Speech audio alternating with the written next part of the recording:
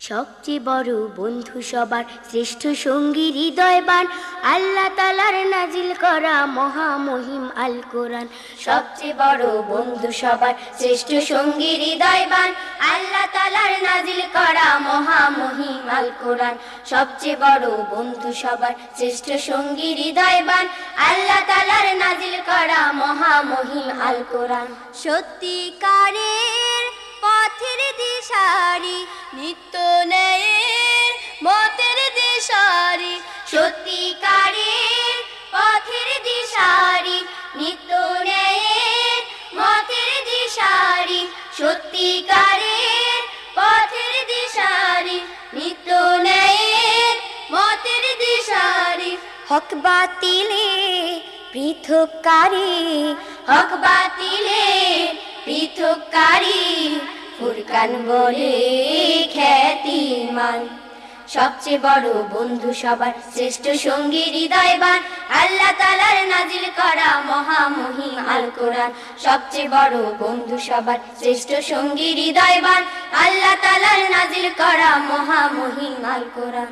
এই কিতাবের পঠন পাঠন গভীর গহীন অধ্যয়ন সন্দেহাতীত ভাবে মনন মন আত্মার উন্নয়ন। এই কিতাবের পঠন পাঠন গভীর গহীন অধ্যয়ন সন্দেহাতীত ভাবে মনন মন আত্মার উন্নয়ন। পরকালের পরম বন্ধু সে, রহমতের অথৈ সিন্ধু সে, পরকালের পরম বন্ধু সে, রহমতের অথৈ সিন্ধু সে, পরকালের পরম বন্ধু সে, রহমতের অথৈ সিন্ধু সে।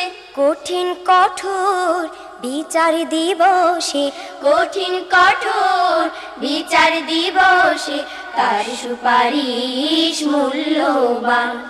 সবচেয়ে বড় বন্ধু সবার শ্রেষ্ঠ সঙ্গী হৃদয়বান আল্লাহ তাআলার নাজিল করা মহামহিম আল কোরআন। সবচেয়ে বড় বন্ধু সবার শ্রেষ্ঠ সঙ্গী হৃদয়বান আল্লাহ তাআলার নাজিল করা মহামহিম আল কোরআন। সবচেয়ে বড় বন্ধু সবার শ্রেষ্ঠ সঙ্গী হৃদয়বান আল্লাহ তাআলার নাজিল করা মহামহিম আল কোরআন। আল্লাহ তাআলার নাজিল করা মহামহিম আল কোরআন। আল্লাহ তাআলার নাজিল করা মহামহিম আল কোরআন। আল্লাহ তাআলার নাজিল করা মহামহিম আল কোরআন।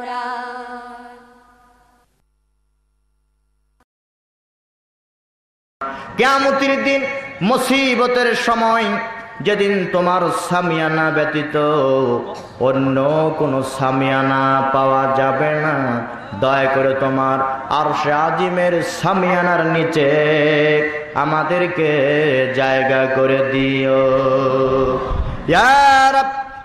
करम तो अगर करे ओ बात जुबा को जो दिल पर असर करे वजल आखरा कनामिना इंदल मौत बिहक ला इलाहा इल्लल्लाह मुहम्मदुर रसूलुल्लाह ला इलाहा इल्लल्लाह जोरे ला इलाहा इल्लल्लाह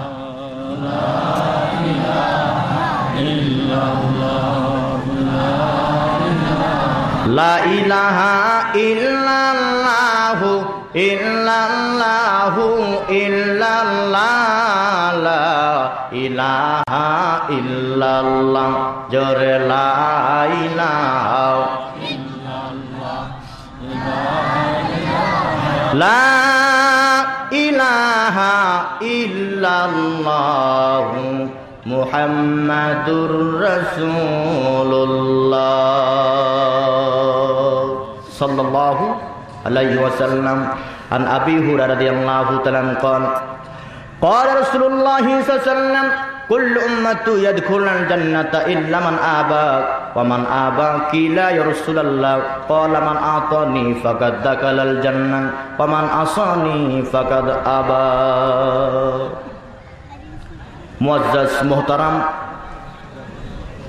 जनाब सम्मानित আজকের এই তাফসীরুল কোরআন মাহফিলের শ্রদ্ধাভাজন সভাপতি, শ্রদ্ধ ভাই পরিচালক, মঞ্চবিষ্ট আমন্ত্রিত মেহমানবৃন্দ, হযরত ওলামায়ে কেরাম, সম্মানিত সুধীমণ্ডলী, আমার সামনে অবস্থানরত এতক্ষণ পর্যন্ত অপেক্ষাকৃত আমার একান্ত শ্রদ্ধেয় পিতৃতুল্য মুরব্বিয়ানে এজম, এদেশের হীরা খচিত রত্নরাজি, অরুণ পথের তরুণ দল, বিপ্লবী চেতনায় উজ্জীবিত এবং উদ্ভাসিত তাওহীদি জনতার এক অংশ, জাতির কর্ণধার, আগামী দিনের ভবিষ্যৎ, বাংলার দামাল ছেলে ও ভাইয়েরা, স্নেহের কচিকাচান, পর্দার অন্তরালে বিভিন্ন এলাকা থেকে, বাড়ি থেকে, মহল্লা থেকে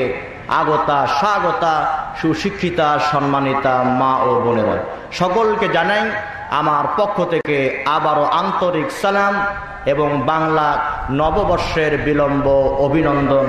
আসসালামু আলাইকুম ওয়া রাহমাতুল্লাহি ওয়া বারাকাতুহু। আলোচনার শুরুতে সে মহান আল্লাহ সুবহানাহু ওয়া তাআলা দরবারে লাখো কোটি শুকর গুজার হচ্ছি যে মহান মাবুদ অত্যন্ত অনুগ্রহ করে, দয়া করে, করুণা করে, যাচাই বাছাই করে এই প্রতিকূল আবহাওয়াটাকে এই মুহূর্তে কোরআনের অনুকূলে করে দিয়ে কোরআনের প্রেমিকদেরকে কোরআনের আকর্ষণে খোলা ময়দানে বসার তৌফিক দান করেছেন। এর জন্য শুকরিয়া আদায় হবে একমাত্র আল্লাহর। যদি বলেন কার? কোনো নেতার শুকরিয়া আদায় হবে না, কোনো বাদশার শুকরিয়া আদায় হবে না, কোনো মৌলানার শুকরিয়া আদায় হবে না, কোনো পীর মাশায়েখের শুকরিয়া আদায় হবে না। মুসলমান একমাত্র শুকরিয়া যার আদায় করবে তিনি আমাদের আল্লাহ। যেটা বলেন তিনি কে?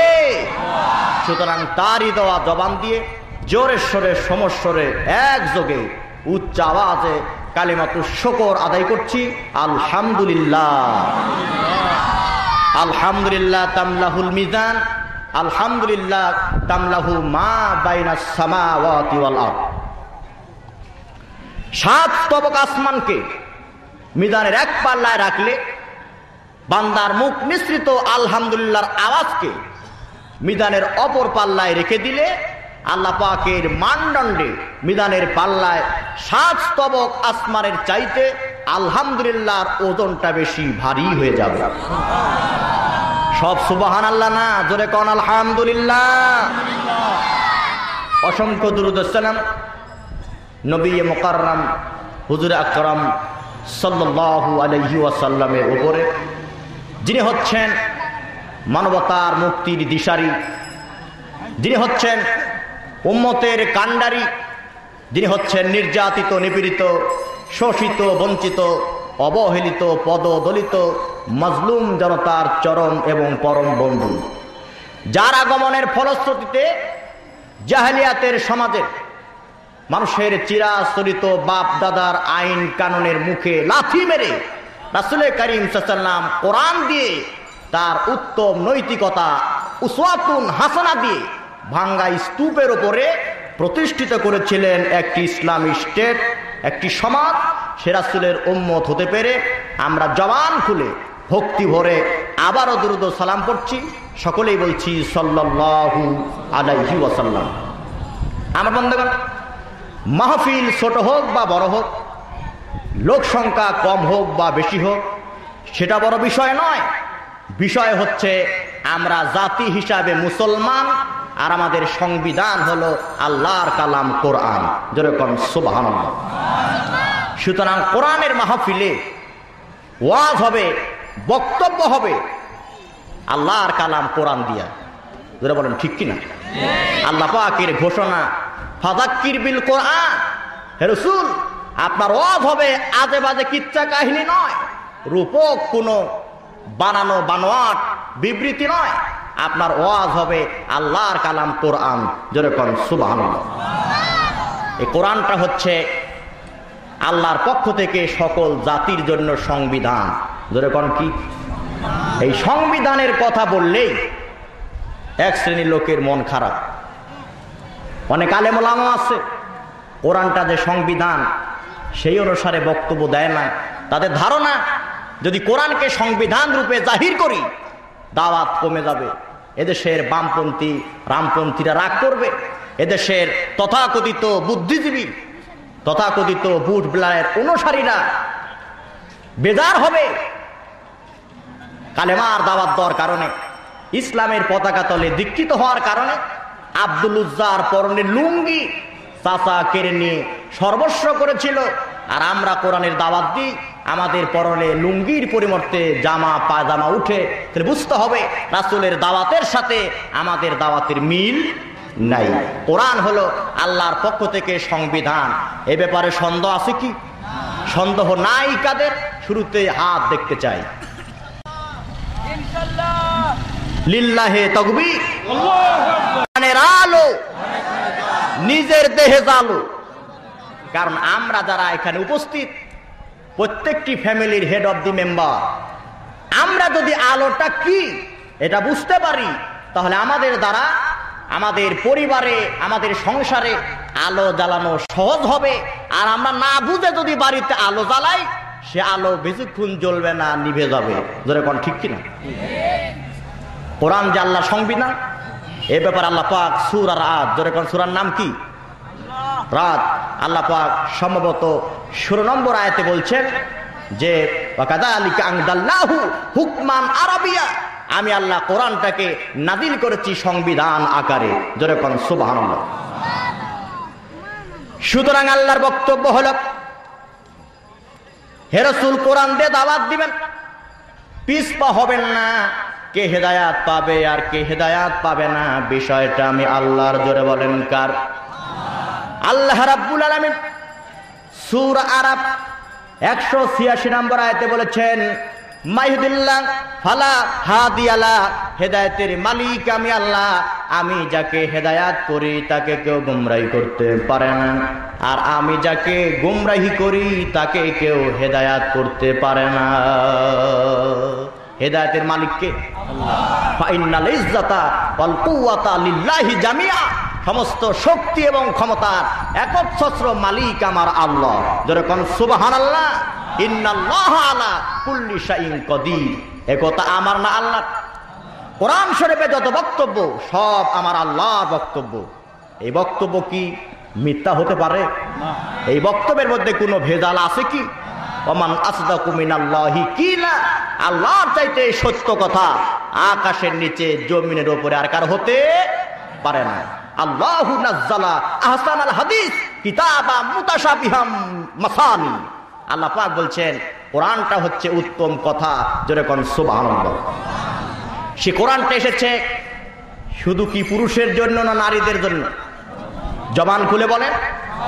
কোরআন শুধু মুসলমানদের জন্য নয়, ইহুদি খ্রিস্টান জাতি ধর্ম বর্ণ নির্বিশেষে সকলের জন্য আল্লাহ সংবিধান হিসাবে নাযিল করেছেন। সুবহানাল্লাহ। সেই কোরআনে নারীর অধিকারকে প্রতিষ্ঠিত করেছেন আল্লাহ। জোরে বলেন কে? কোরআনটা যখন হেরা গুহায় নাযিল হলো, খাদিজাতুল কুবরা রাসূলের জন্য খাবার নিয়ে যাচ্ছিলেন। আল্লাহ পাক বলেন জিবরাইল হেরা গুহায় খাবার নিয়ে যায়, এই মহিলাটা কে? হযরতে জিবরাইল বলেন এটি হচ্ছে খাদিজাতুল কুবরা। আমার প্রশ্ন হলো এটা যে খাদিজা, আল্লাহ কি জানেন না? যেরকম জানেন কিনা? আল্লাহ পাক জানেন, তারপরও সাক্ষী রাখতেছেন জিবরাইলকে। হে জিবরাইল সাক্ষী থেকে যা, এই পৃথিবীতে যত নারী এসেছে, যত নারী আছে আর যত নারী আসবে, সকল নারীর পক্ষ থেকে আমি আল্লাহ খাদিজাকে দিলাম স্পেশাল সালাম। যেরকম সুবহানাল্লাহ। এরপরে রাসূল বললেন বি আইয়াদান বিন কুতিলা, কি কারণে মেয়েকে হত্যা করলে? এই জন্য আমি রাসূল বাদী হয়ে ওই মেয়ের পিতার বিরুদ্ধে আল্লাহর আদালতে মামলা দায়ের করে দিব। রাসূল যদি মামলা দায়ের করে দেন, এই মামলা খারিজ হওয়ার সম্ভাবনা আছে কি? যখন আছে নাই। পিতার প্রত্যেক সম্পত্তি থেকে নারীকে বঞ্চিত করা হতো, সব ছেলেদের দেওয়া হতো। মেয়েরা বলতো আব্বা বুঝলাম না, দোদেল বান্দা কাল মাসুর, না পায় স্বর্গ না পায় গোর। ওদের যেমন রামনারায়ণ মদের মানিক পীর, ওদের দুধ কলার সাথে মিশিয়ে দিয়েছি মদের ক্ষীর। জমি জমা সব ভাইদের দিলেন, আর আমাদের কি দিলেন? হাজী সাহেব ফতোয়া দিচ্ছেন তোমাদের যা দিয়েছি তা ছেলেদের দেই নাই, ছেলেদের যা দিয়েছি তা মেয়েদের দেই নাই। তো কি দিয়েছেন? ছেলেদের দিয়েছি জমি আর তোমাদের দিয়েছি দোয়া। আল্লাহ কয় জিবরাইল এটা হচ্ছে তার 1 নম্বর দোয়া নয়, ভুয়া। ওরা যাবে জাহান্নামে। যারা সম্পত্তি সব ছেলেকে দিয়েছে, মেয়েকে দেয় নাই, এরা যে দোজখে যাবে সে দোজখের নাম হচ্ছে জাহান্নাম। যেরকম দোজখের নাম কি? জাহান্নাম। ওই জাহান্নামে ফেরেশতা পিটায়া করবে তাদের খোয়া। ওয়ালিন-নিসাই নাসিবুম মিম্মা তারাকাল ওয়ালিদাইন ওয়াল আকরাবুন। তোমার পিতার প্রত্যেক সম্পত্তিতে পুরুষের যেরকম অধিকার আছে তেমনি নারীরও আছে। তাহলে আল্লাহর পরে নারীর অধিকার প্রতিষ্ঠিত কে করলেন? আল্লাহর পরে কে করলেন? রাসূল সাল্লাল্লাহু আলাইহি ওয়াসাল্লাম। এরপরে কোরআন শরীফে সূরা আছে ইউসুফ, সূরা আছে ইউনূস, তেমনি সূরা আছে আন-নিসা, সূরা আছে মুমতাহিনা। আল্লাহ পাক এখানেও নারী পুরুষ সমান অধিকার দিয়ে দিলেন। কিন্তু আমার দেশের কিছু এক শ্রেণীর কোরআন সম্পর্কে মূর্খ ব্যক্তিবর্গ বাংলার ক্ষমতার মসনদে বসে নারীদেরকে সমঅধিকারের নামে রাস্তায় বের করে ফায়দা লুটাবার চেষ্টা চালাচ্ছে।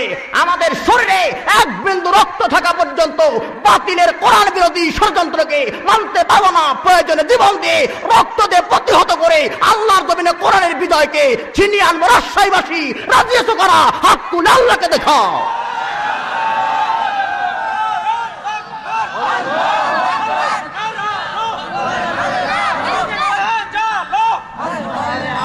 আমার মুসলমান বন্ধুগণ, সেই কোরআনের কারিমের ব্যাপারে বক্তব্য এখানে শেষ নয়। হেরা গুহায় যখন কোরআন নাজিল হয়ে গেল, হেরা গুহার পাশে আছে জাবালে নূর। যেরকম কি নূর? জাবালে নূর। ওই জাবালে নূর এখনো চকচক করে জ্বলতেছে। মনীষীদের মাথা খেলে না। মক্কা মুকাররমার মাটি, মদিনা মুনাওয়ারার মাটি চকচক করে জ্বলে না। জাবালে নূর কেন জ্বলে? ওরা অ্যানালাইজ করে, থিসিস করে, গবেষণা করে সিদ্ধান্ত নিল কোরআনুল কারীম হেরা গুহায় নাজিল করার কারণে আল্লাহ রব্বুল আলামিন জাবালে নূরের মর্যাদাকে বৃদ্ধি করে দিয়েছেন। সে কোরআন নাজিল হয়েছে আমাদের জন্য। আমরা যদি নিজেদের ব্যক্তিগত জীবনে, পারিবারিক জীবনে, রাজনৈতিক ক্ষেত্রে, সাংস্কৃতিক ক্ষেত্রে, অর্থনৈতিক ক্ষেত্রে, যুদ্ধনীতি, বন্দিনীতি, সন্ধিনীতি, পররাষ্ট্রনীতি, স্বরাষ্ট্রনীতির ব্যাপারে কোরআনের বিধানকে যদি মেনে নেই, তাহলে এই কোরআন আমাদের মর্যাদা কমাবে না বাড়াবে? আরো যখন কমাবে না বাড়াবে? সমাধান চাও যদি জীবনে, মরণে ফিরে যাও, চলে যাও চোখ রাখো কোরআনে।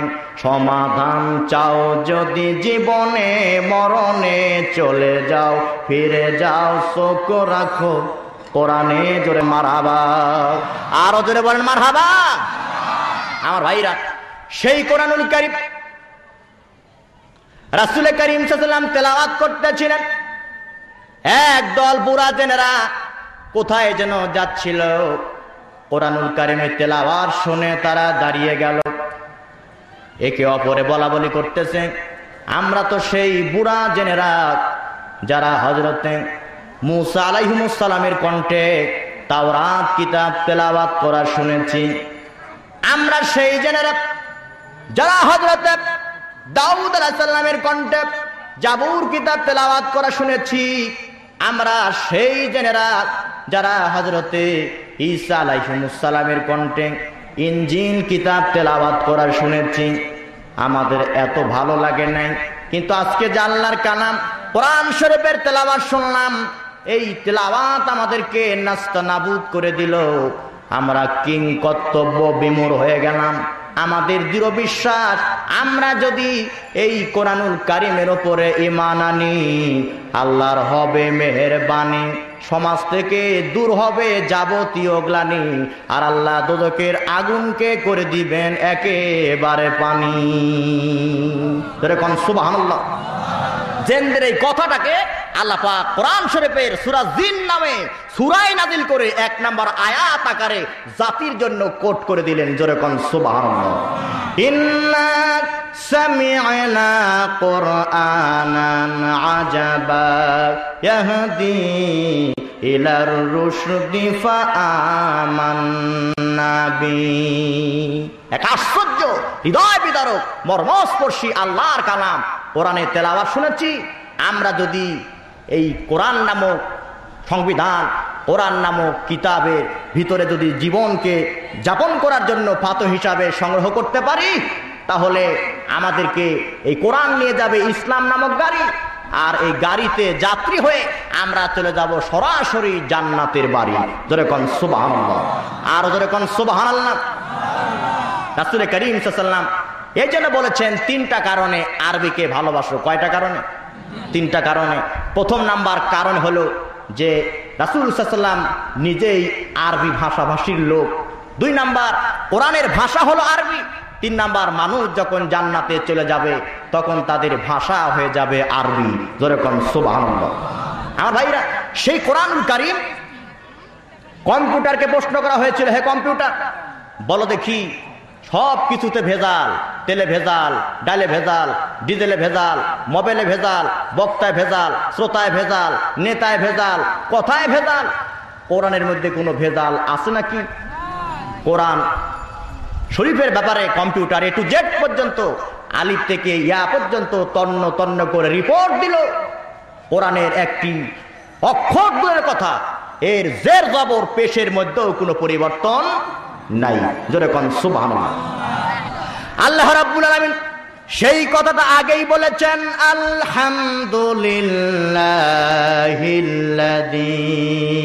আনজালা আলা আবদিহিল কিতাব। যেটা বলেন সুবহানাল্লাহ। ডক্টর মরিস বুকাইলি, যেটা কোন নাম কি? আর ওদের কোন নামটা কি? অনেকটি ভাষায় ডক্টরেট, কিন্তু কোরআন সম্পর্কে জিরো। এ কোরআন কেউ যদি মানে হবে হিরো, না মানলে হবে জিরো। মানলে হবেন সেরা। আখিরাতের আদালতে জাহান্নাম থেকে মুক্ত করে জান্নাতে নিয়ে যাওয়ার জন্য এই কোরআন নিজেই করবে জেরা। যেরকম সুবহানাল্লাহ। কোরআনের ব্যাপারে জ্ঞান নাই, উনি কোরআন শরীফের ভুল ধরার জন্য নাহু, সরফ, মিজান পড়া শুরু করলেন। কোরআনের ভিতরে ঢুকে কোরআন রিসার্চ করতে করতে, পড়তে পড়তে তার মনের মধ্যে পরিবর্তন এসে গেল। এলাকার লোকেরা বলল, ডক্টর মরিস বুকাইলি কোরআনের ভুল ধরবে বলে এত কিছু করলে, এখন দেখতেছি তোমার নিজেরই পরিবর্তন, নিজেরই ভুল ধরা পড়লো, কারণ কি? ডক্টর মরিস বুকাইলি বললেন, খিরা নাকার চাকাপ মাগরিবি কি দাওয়াদানে सुरमा था आपका मेरा था खाके मदीना। পাশ্চাত্যের চাকচিক্য আমার চক্ষুকে প্রতারিত করতে পারে নাই, বরং মদিনার ধুলাবালি আমার চোখে সুরমা হয়ে লাগানো ছিল। যেরকম সুবহানাল্লাহ। কোরআন একটি আয়নার মতো। সেলুনে যাবেন, যদি আপনি সেভ করতে যান তাহলে দেখবেন মুখমণ্ডলে কোথায় কি আছে সব পরিষ্কার ভাবে দেখা যাবে। ঠিক তেমনি নিরপেক্ষ মন নিয়ে, স্বতন্ত্র মানসিকতা নিয়ে কোরআন নামক আয়নার মধ্যে আপনি যদি একবার ঢুকে পড়েন, দেখতে পাবেন নিজের জীবনে কোথায় কত ভুল আছে। কোরআন হলো একটি মানদণ্ড। যেরকম সুবহানাল্লাহ, আর যেরকম সুবহানাল্লাহ। আমার ভাইরা, সেই কোরআন শরীফের বক্তব্য এখানে শেষ নয়। আমরা সেই কোরআনটাকে তাবিজের কিতাব, চাকরির প্রমোশন, সবে কদর, সবে মেরাজ, সবে বরাতে 3 খতম পরে হুজুরকে বলি, হুজুর আব্বা মারা গেছে, মা মারা গেছে, দাদা দাদি আগেই চলে গেছে, বক্সায় দেন। হুজুর পাইকারি একটা দোয়া করে 14 গোষ্ঠী জান্নাতে দেয়। ও মনে করে কোরআন বুঝি আল্লাহ পাক নাজিল করেছেন এভাবে জান্নাতে মানুষকে সালাম দেওয়ার জন্য। সেই সময় পুরা বিশ্বের দিকে তাকালে দেখবেন কোরআন যাতে গালেব না হয়, কোরআন যাতে প্রতিষ্ঠিত না হয়, এজন্য কোরআনের বিপক্ষে লক্ষ লক্ষ কোটি কোটি টাকা ইহুদি খ্রিস্টানরা ব্যয় করতেছে, আর তারা হাতিয়ার হিসাবে ব্যবহার করতেছে নারীদেরকে। যেরকম কাদেরকে? নারীদেরকে। নারীরা বলতেছে, আমরা ছিলাম এতদিন টিউব, এবার হব টায়ার।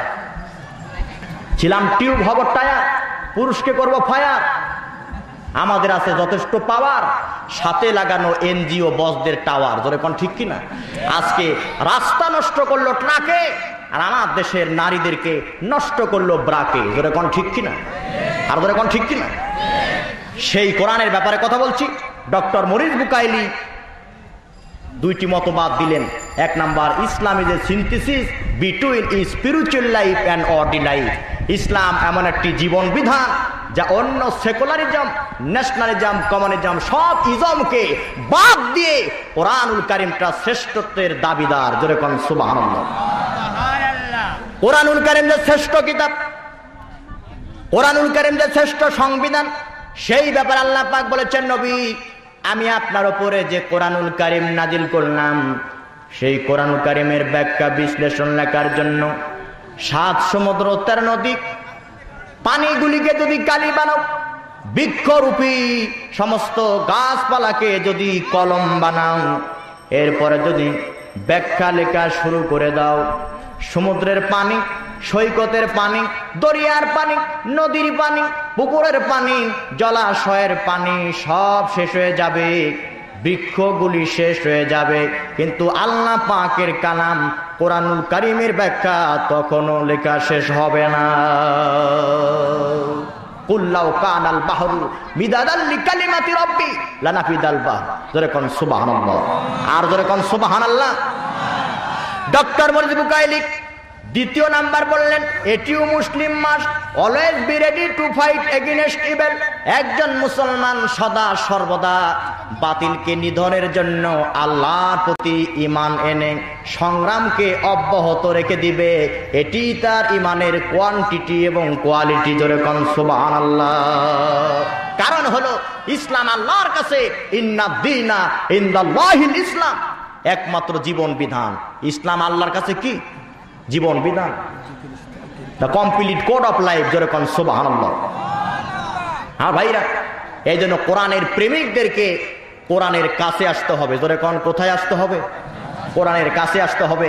এই জন্য জায়গা সংকলনের জন্য জিকিরের তালে তালে আমরা সকলে ফাঁকা জায়গা ফিল আপ করে কোরআনুল কারীমের মাহফিলে কোরআনের কাছে আসবো। জবান খুলে বলেন লা ইলাহা ইল্লাল্লাহ, জোরে লা ইলাহা। আসেন ভাই, সবাই একটু সামনের দিকে এগিয়ে আসেন, আরো জোরে লা ইলাহা ইল্লাল্লাহ, লা ইলাহা।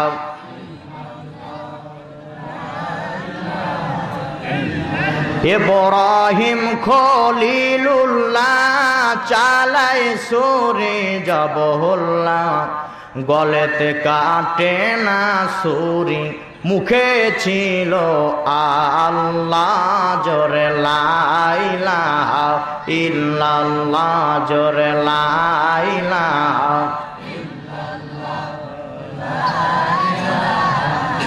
লা ইলাহা ইল্লাল্লাহ মুহাম্মাদুর রাসূলুল্লাহ সাল্লাল্লাহু আলাইহি ওয়াসাল্লাম। আমার ভাইরা, ইসলামটা শুধু আল্লাহর কাছে একমাত্র জীবন ব্যবস্থা নয়। ইসলামের ব্যাপারে কথা এসেছে, লাকুম দীনুকুম ওয়ালিয়া দীন, লা ইকরাহা ফিদ্দীন, আল ইয়াওমা আকমালতু লাকুম দীনাকুম ওয়া আতমামতু আলাইকুম নি'মাতি ওয়া রাদিতু লাকুমুল ইসলাম দীনা ওয়া মান ইয়াবতাগি গায়রাল ইসলামি দীনান, যেরকম সুবহানাল্লাহ। যত জায়গায় দ্বীন এসেছে, এই দ্বীনের অর্থ অনিষ্টির ঊর্ধ্বে। এই দ্বীন মানে জীবন বিধান, সেটাই হলো আল্লাহর কাছে মনোনীত একমাত্র, তার নাম ইসলাম, যেরকম সুবহানাল্লাহ। এক ব্যক্তি পিয়নের চাকরি করে, তো রাস্তাঘাটে দেখবেন প্যান্ট বিক্রি হয় অল্প দামে, নাটোরের ভাষায় বেচে নেন 20 টাকা। তো এই বেচারা চিন্তা করতেছে, আগের যুগে লুঙ্গি পরে পিয়নের চাকরি করেছি, এখন আর লুঙ্গি পরে অফিসে যাওয়া যাবে না, প্যান্ট পরতে হবে। ওইটা কিনে এনে বাড়িতে একা একা পড়তেছে, দেখে ঝুল এতই বড় 4 ইঞ্চি নিচে চলে গেছে। স্ত্রীকে বলতে, স্ত্রী আজকে আমি লুঙ্গি পরে অফিসে গেলাম, আগামী কাল আমি প্যান্ট পরে অফিসে যাবো, তার আগে তুমি সুন্দর করে এই 4 ইঞ্চি সাইজ করে কেটে রেডি করে রাখবে। কাজের ভিড়ে স্ত্রী ভুলে গেছে। পরের দিন এই পিয়ন এসে বলতেছে, স্ত্রী প্যান্ট কোথায়? প্যান্ট দেওয়া হলো, পরে দেখে আগের মতোই আছে। রাগ হয়ে গেছে, ব্যাপারটা কি, করো কি? আজকেও লুঙ্গি পরে গেলাম, আগামীকালকে যদি প্যান্ট পরে যেতে না পারি তোমারও প্যান্টু বানাবো। এই ধমক তার মেয়ে শুনেছে, মা শুনেছে, বৌমা শুনেছে, স্ত্রী তো শুনেছেই।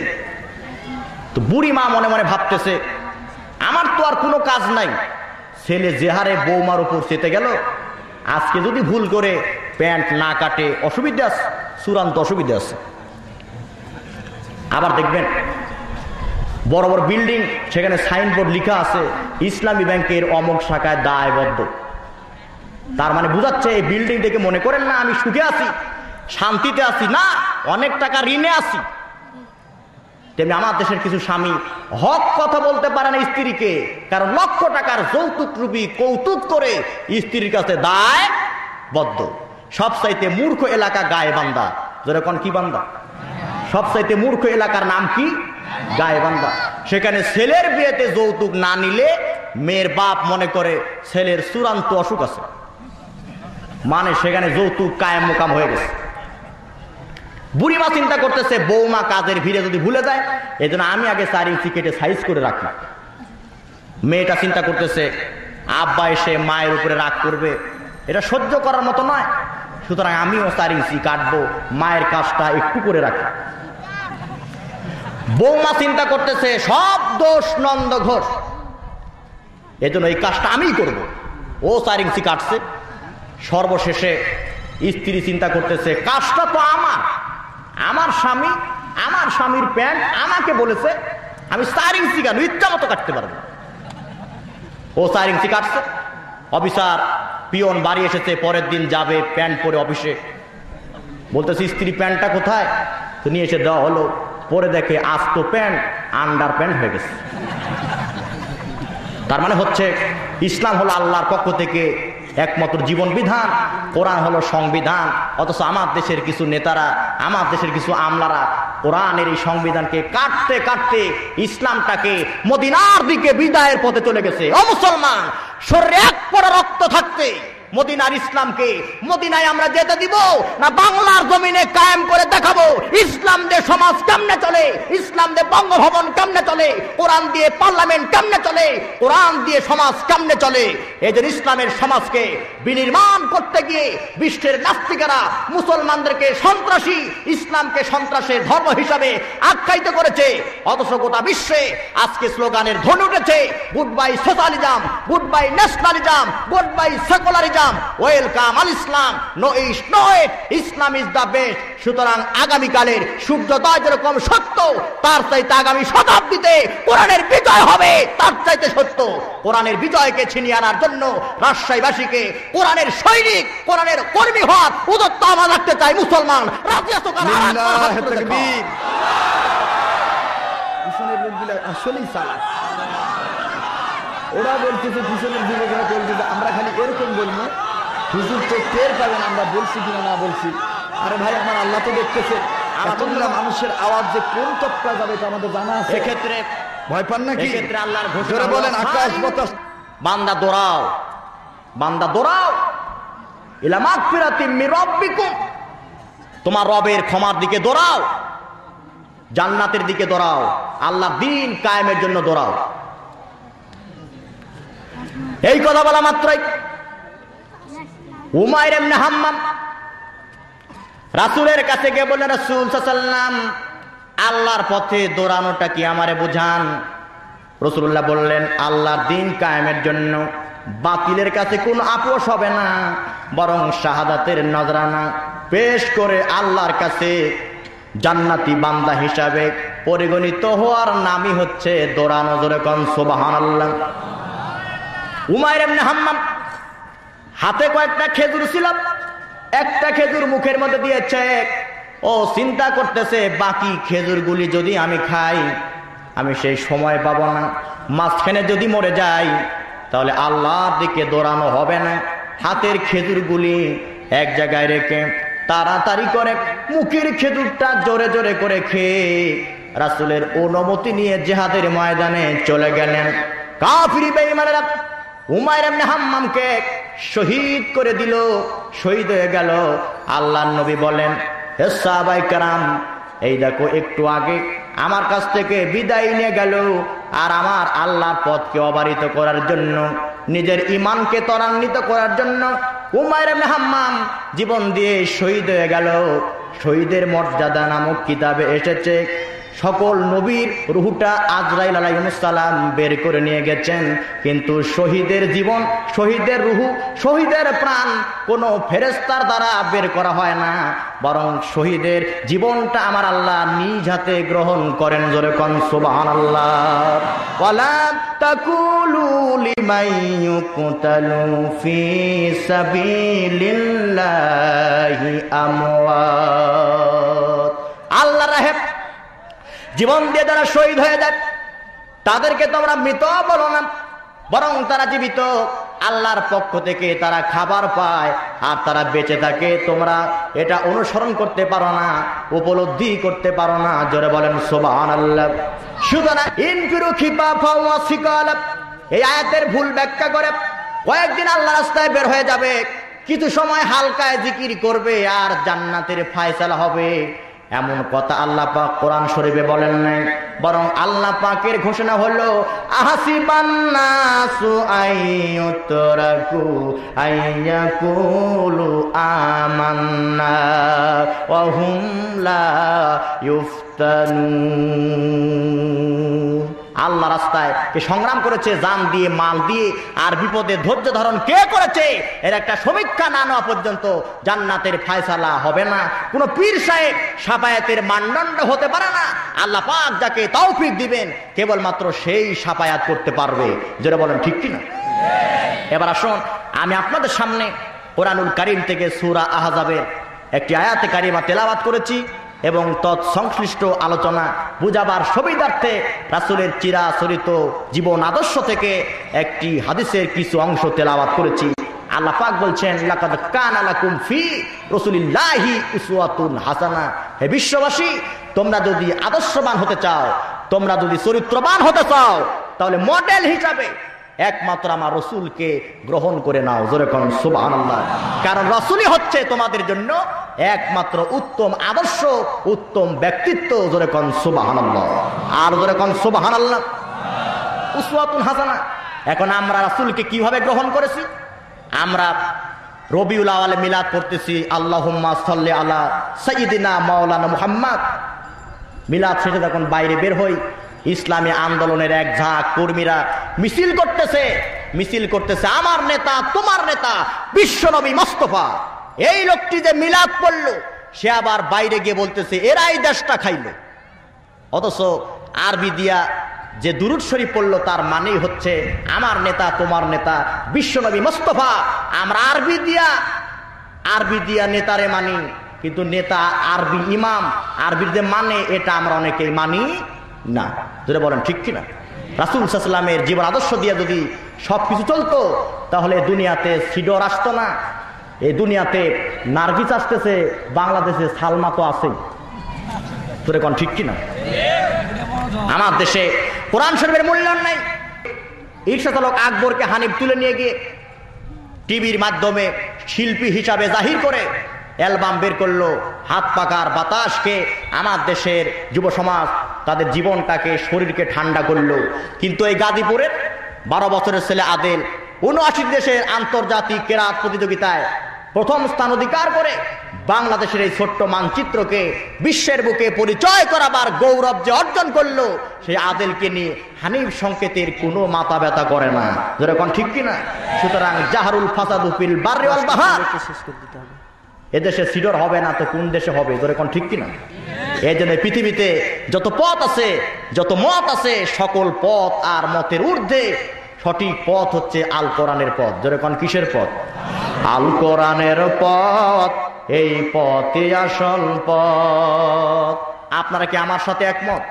জবান খুলে বলেন, আল কোরআনের পথ, এই পথে আসল পথ, অন্য পথে অন্য মতে নেই যে রহমত, অন্য পথে অন্য মতে নেই যে রহমত, আল কোরআনের পথ, এই পথে আসল পথ। জোরে বলেন মারহাবা, আর ওদের কোন মারহাবা। সাহাবায়ে কেরাম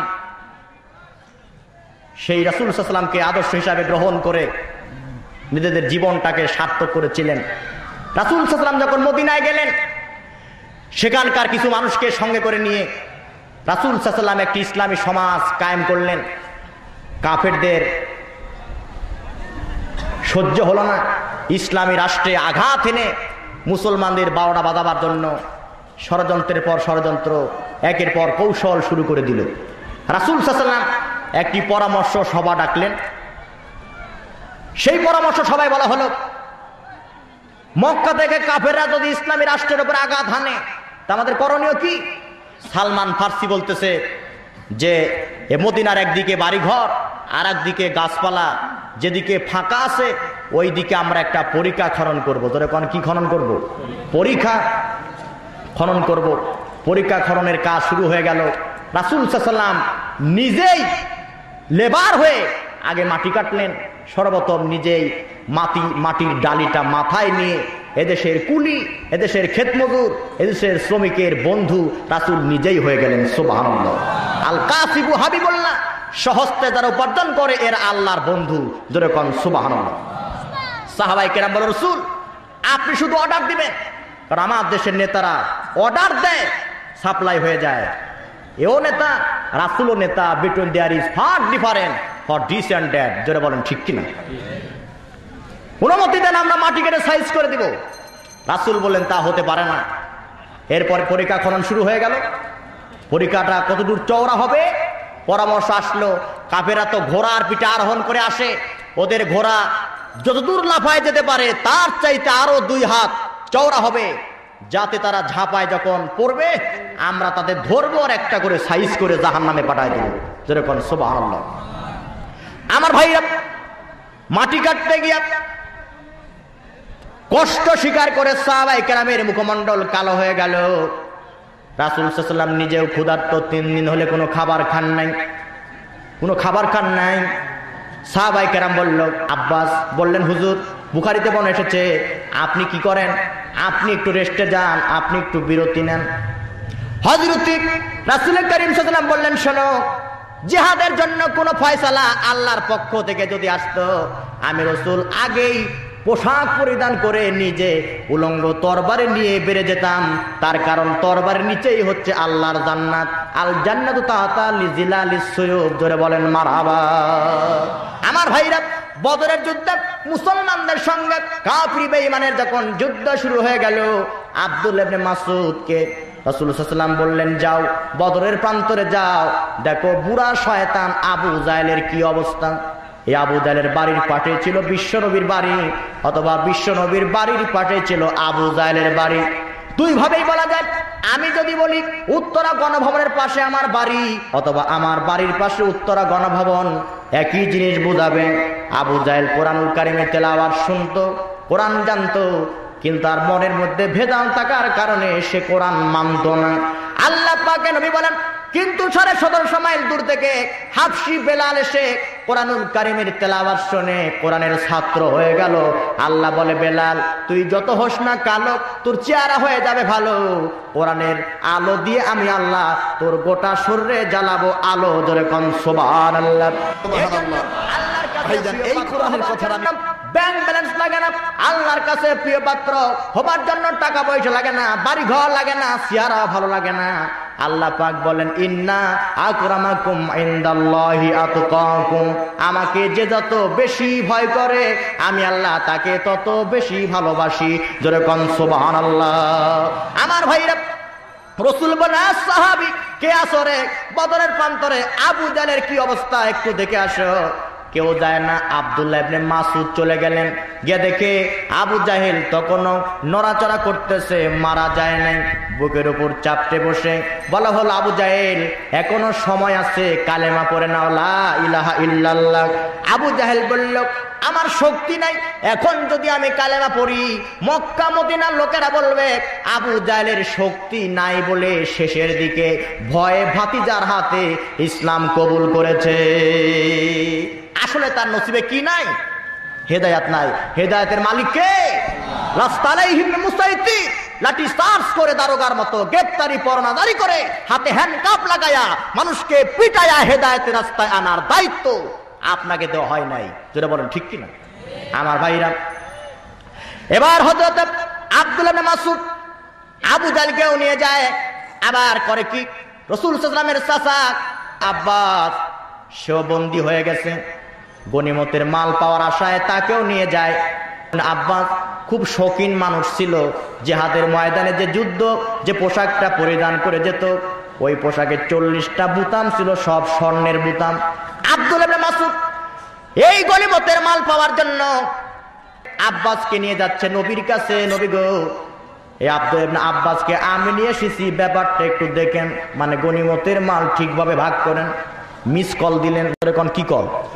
আল্লাহ পাক বলে, নবী চিন্তা করবেন না, কোরআন শরীফ আমার নাযিলকৃত, সুতরাং কোরআনের ব্যাপারে সমস্যায় পড়ে গেলে গোজামিনের আশ্রয় না নিয়ে খালি একটা মিস কল দিবেন, আমি আল্লাহ কল ব্যাক করব, নেটওয়ার্কের কোনো প্রবলেম হবে না, আপনার অ্যাকাউন্টের ব্যালেন্সও কাটবে না। জোরে কোন সুবহানাল্লাহ। কাফেররা বলেছিল, বলো মুহাম্মদ সাল্লাল্লাহু আলাইহি ওয়াসাল্লাম, কোরআন যদি আল্লাহর পক্ষ থেকে নাজিল হয় তাহলে আমাদেরকে বলে দাও, এক আছে তার দুই নাই, দুই তিন আছে তার চার নাই, চার আছে তার পাঁচ নাই, পাঁচ আছে তার ছয় নাই, ছয় আছে তার সাত নাই, সাত আছে তার আট নাই। আল্লাহ পাক বললেন, নবী 7টা কেন 14টা প্রশ্নের জবাব দিলেও তারা হেদায়াত আনবে না, কারণ তারা ঈমান আলী না, তারা মতলব আলী। জোরে কোন কি আলী? তারা মতলব আলী। আল্লাহ পাক বলেন, নবী মিস কল দাও। আল্লাহ পাক আগেই বলেছেন, আফালা ইয়াতাদাব্বারুনাল কুরআন ওয়ালাউ কানা মিন ইনদি গায়রিল্লাহ লাওয়াজাদু ফীহি ইখতিলাফান কাসীরা। এখানেই শেষ না, আল্লাহ পাক আরো বলেছেন, আল্লাযী নাযালাল ফুরকানা আলা আবদিহি লিয়াকুনা লিল আলামিনা নাযীরা। জোরে কোন সুবহানাল্লাহ। কাফেররা কি বলেছেন? যদি আল্লাহর প্রেরিত পয়গম্বর হও তাহলে জবাব দাও, এক আছে তার দুই নাই। নবীজি মিস কল দিলেন। জোরে কোন কি কল? মিস কল দিলেন। কল ব্যাক হয়ে গেল। আল্লাহ পাক বলেন, নবী আপনি বলে দেন, কুল হু ওয়াল্লাহু আহাদ, আমি এক এবং একক, এর মধ্যে দুই নাই। জোরে কোন আছে? দুই নাই।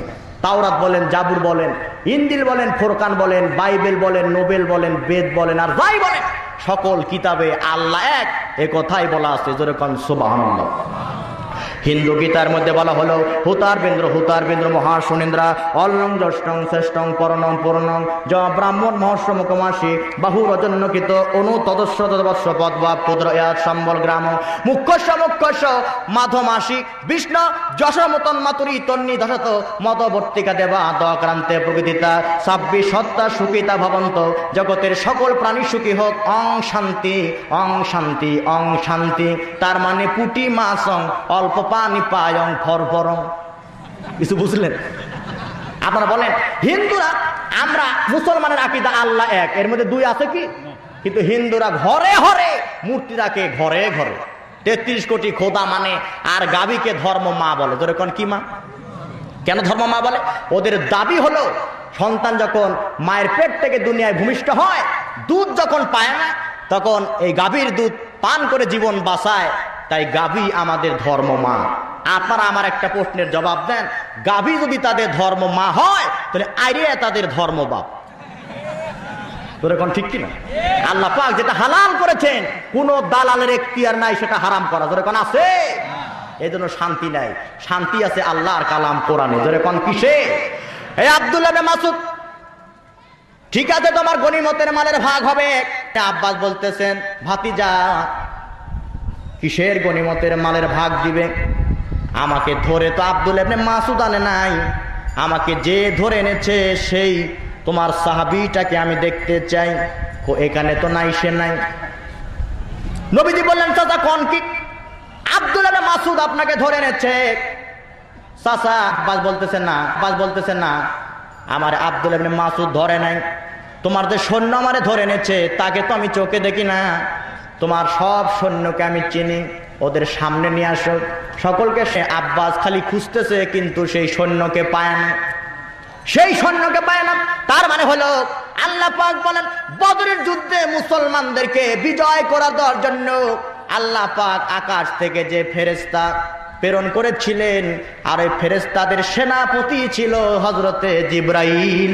ওই জিবরাইল আমার চুল ধরে সামনের দিকে উঁচু করে রেখেছিল, আমি তরবারি চালাই কিন্তু কোনো শক্তি পাই না। জোরে কোন সুবহানাল্লাহ। আল্লাহ পাক বলেন ইমানদার ইমান যখন বলিয়ান হয়ে যায়, বিপদ থেকে বাঁচানোর দায়িত্ব আমি আল্লাহর। জোরে বলেন কার?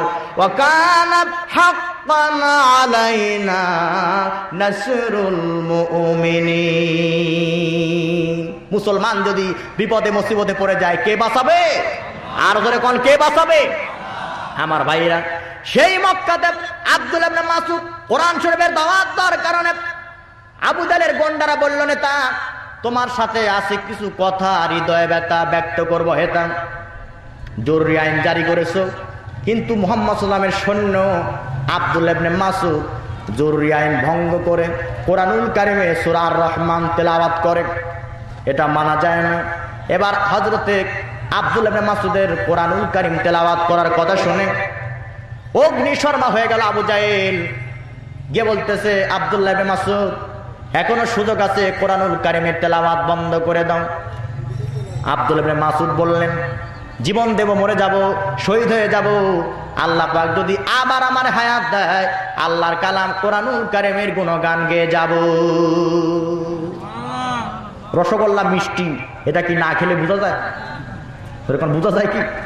একজন বলতেছে রসগোল্লা হাই রে মিষ্টি, কেমনে বুঝলি? ওই একজন খাচ্ছিল তাই।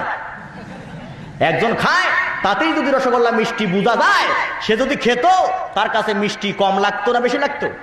কোরআনটা ভালো আমরা সবাই মানি, কিন্তু আসলে কোরআনটা ভালোর চাইতে ভালো এর মধ্যে ঢুকে কিন্তু দেখিনি। জোরে কোন ঠিক কিনা? সেই কোরআনুল কারিমের ভিতরে ঢুকেছে আব্দুল ইবনে মাসুদ। গোন্ডা বাহিনী দ্বারা একটা নাম আছে, আপনি যদি পীরের সাথে ঘুরেন আপনার নাম পড়ে যাবে জাকের বা সালেক। আপনি যদি আলেম ওলামার সাথে ঘুরেন আপনার নাম পড়ে যাবে তলবে এলেম। আপনি যদি দুনিয়ার কোনো পাতি নেতার পিছে ঘুরেন আপনার নাম পড়ে যাবে সামসা। জোরে কোন কি? সামসা। এই সামসারা বলতেছে, নেতা কোরআন শরীফের তেলাওয়াত জরুরি আইন ভঙ্গ করে আব্দুল ইবনে মাসুদ তেলাওয়াত করবে, এটা বরদাস্ত করতে পারি না।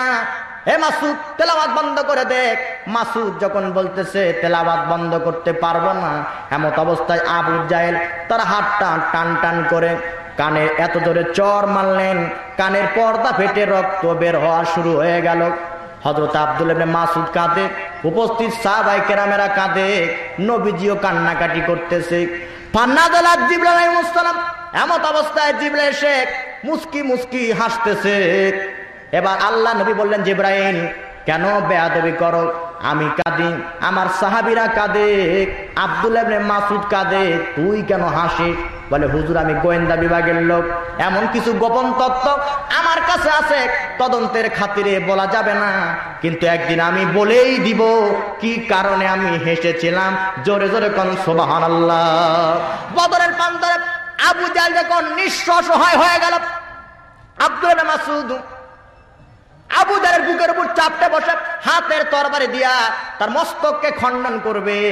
এমত অবস্থায় আবু জাহেল বলতেছে, আব্দুল ইবনে মাসুদ আমার আর শক্তি নাই, আপনার ছেলের আঘাতে শক্তি হারিয়েছি, আর আমার হাতের তরবারি ছিটকে ওই যে দূরে পড়ে গেছে, যা ওই তরবারি দিয়া আমারে হত্যা কর, আমি কোনো আপত্তি করব না, মরে গেলে তৃপ্তি পাবো, নিজের তরবারিতে নিজে মরেছি। সিনিয়র সিটার, এর মধ্যে কোনো বরত্ব আছে কি? কোনো বরত্ব নাই। এবার আব্দুল ইবনে মাসুদ করলেন কি? শেষ ওসিয়ত পূরণের জন্য তার তরবারিটা নিয়ে এসে মস্তকটা খণ্ডন করে কানের একদিক দিয়া তরবারি ঢুকায়া আর এক দিক দিয়ে বের করে দুই দিকে হাত দিয়া খণ্ডিত মাথা নবীর কাছে নিয়ে যায়। নবীজি হাসে, সাহাবায়ে কেরাম হাসে, হযরতে আব্দুল্লাহ ইবনে মাসউদ হাসতেছে।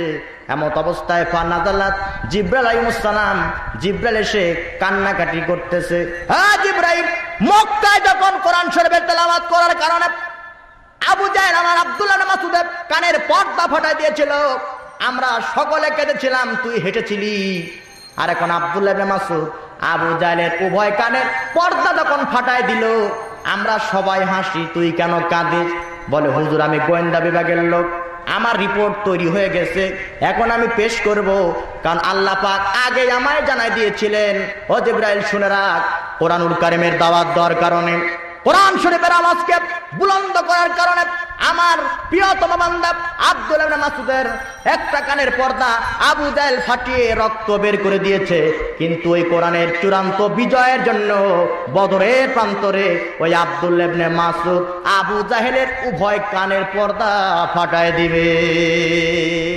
জোরে কোন সুবহানাল্লাহ। এই কর্মীগুলি হলো সব উসওয়াতুন হাসানার কর্মী। জোরে কোন সুবহানাল্লাহ। আফগানিস্তানে কাশ্মীরে 9 মাসের একটি গর্ভবতী মহিলা, ধরে কোন কয় মাসে? 9 মাসের গর্ভবতী মহিলা ইসলাম কবুল করেছেন, যার কারণে তাগুতি শক্তির লোকেরা তাকে ধরে নিয়ে গিয়ে একের পর এক পালাক্রমে ধর্ষণ করেছে। নির্যাতনের স্টিমরোলার চলতেছে, তার ধারাবাহিকতায় বাংলাদেশেও কোরআনের বিরুদ্ধে আন্দোলন আস্তে আস্তে আন্ডারগ্রাউন্ডে সোচ্চার হচ্ছে। এ সমস্ত অত্যাচার অনাচার বন্ধ করে দেওয়ার জন্য সর্বোপরি আল্লাহর জমিনে আল্লাহর বিধান কালিমাতুল্লাহি আল উলিয়া, ইসলামের কালেমার পতাকাকে পথ পথ করার আন্দোলনের ডাক যদি এসে যায়, আমার আপনার শরীরে রক্তবিন্দুকে ইঞ্জেকশনের ফোঁটায় ফোঁটায় বিলীন করে দিয়ে কোরআনের রাজ প্রতিষ্ঠিত করার দীপ্ত শপথ নেওয়ার আহ্বান আমি আপনাদেরকে রাখতে চাই। রাজশাহীবাসী রাজি আছেন কারা? আর একবার দুই হাত উঁচু করে দেখা।